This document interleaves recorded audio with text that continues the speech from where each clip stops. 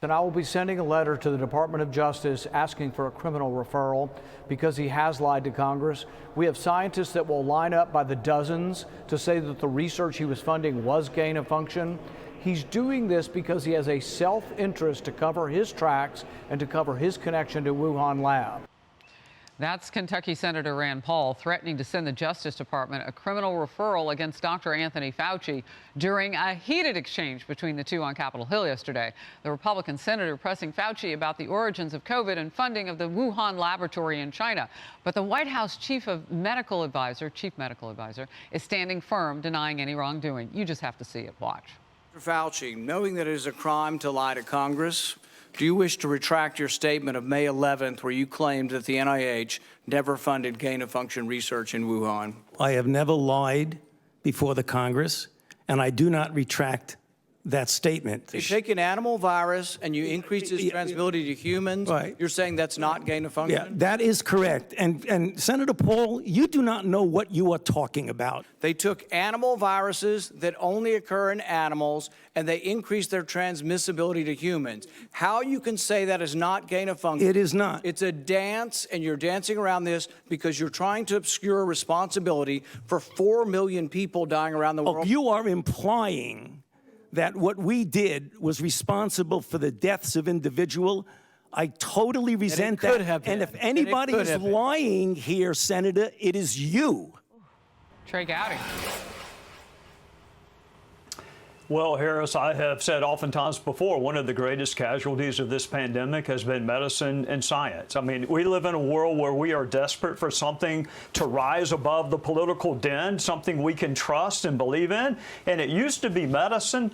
Look, I don't know Dr. Fauci. I know Rand a little bit. They're both medical doctors. I know it makes for great TV to have this conversation in 5-minute increments on television.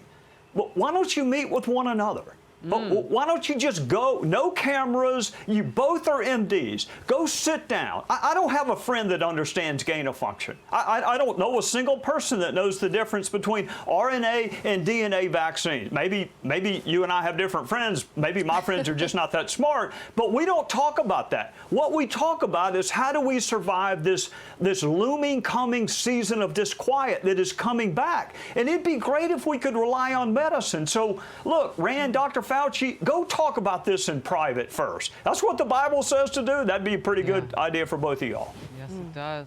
Morgan. Well, I think it's important to have this discussion. And Josh Rogan from the Washington Post, also a CNN contributor, tweeted out last night, and he was right. He said that that the NIH was funding gain-of-function research at this lab. But what the NIH reportedly did, according to this Washington Post columnist, is they didn't classify it as gain-of-function research, because by not classifying it, then they got away from having the oversight mechanism that the NIH requires if you are funding it. So why does that matter? Number one, it matters because if they are funding gain-of-function research in these labs or anywhere around the world, where I think it's proven they were, and they're not declaring it in order to get around an oversight mechanism, it's important that they, number one, that they stop doing it. It's also secondly important to know why do we have this oversight in place? Could we, if we had proper oversight of the gain-of-function research going on in this lab, would we have been able to better understand the origins of COVID, which no one knows, and we do not know if it came from this lab, but signs are pointing to there.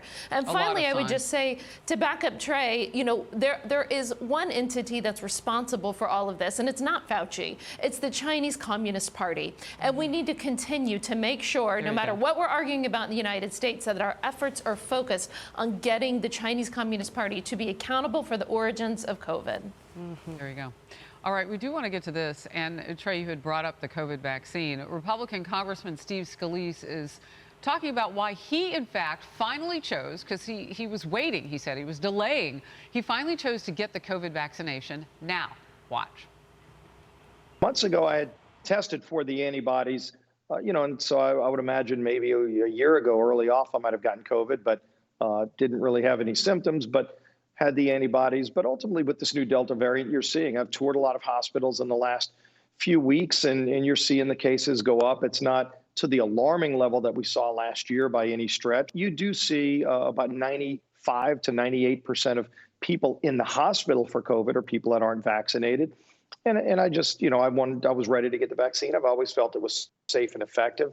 I applaud what President Trump did with Operation Warp Speed to bring multiple vaccines to the market in the quickest time ever.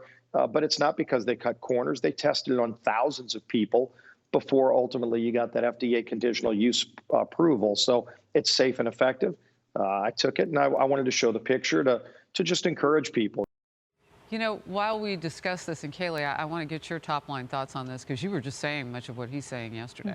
I mean, but look, this is Congressman Scalise on Sunday getting his first COVID shot. He says he's getting a 2-shot series, so he'll be back in 21 or 28 days, depending on which one he got, Pfizer or Moderna, respectively. That's right, and like Congressman Steve Scalise, I had COVID-19.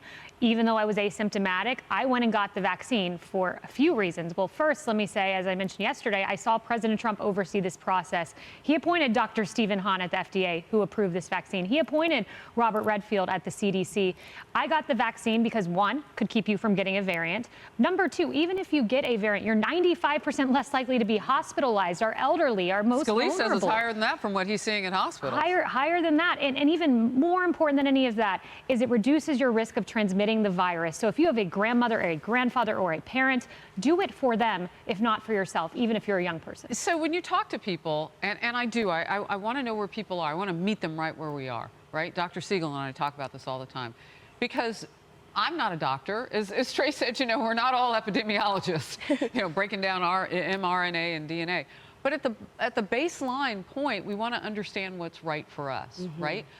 I am so confused about the messaging coming out of this White House. Why can't they simply say that what those people on that plane going from Texas to D.C. did was wrong?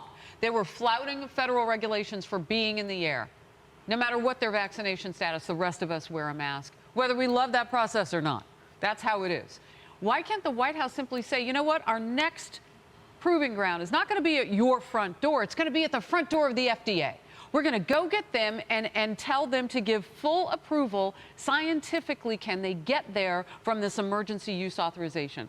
I would say 80% of the people I talk to who have waited, like Scalise did for a period of time, that's their issue. They're like, well, why don't they mainstream it like every other drug? I mean, if you read the back of the bottle of an anti-inflammatory, there are a lot of indicators for why you might want to choose a different drug. Why can't the FDA look at this? Why isn't the White House pressuring that point? That's such a great point, absolutely, and that's a lot of people who have hesitation. They've pointed out, why isn't the FDA, why haven't they approved it yet if this administration is on board? It only serves to ignite more questions in the American people, especially when that mixed messaging from this administration trickles down, for example, to the state and local level, like in LA County, where in complete contrast to the message of vaccine efficacy, they're still demanding people wear masks indoors and outdoors, et cetera, especially to combat what they call the pandemic of unvaccination. I think that's why Steve Scalise, for example, is such a wonderful ambassador to this. At least he is sending a clear message about the vaccine's efficacy. Remember as well, we talked about, the flood of migrants on the border. Just 38 people in the entire country of Haiti have been vaccinated. So the fact that in this country, they are prevalent, available, and free, I hope that more people take advantage of that with hopefully a clear messaging going forward. Hi, everyone. I'm Brian Kilmeade. I want you to do me a favor. I want you to click to subscribe to the Fox News YouTube page. This is the only way that I know for sure that you're not going to miss any great commentary, any great news bites, any great interviews coming your way on Fox. You can get it all here on YouTube. So subscribe right now.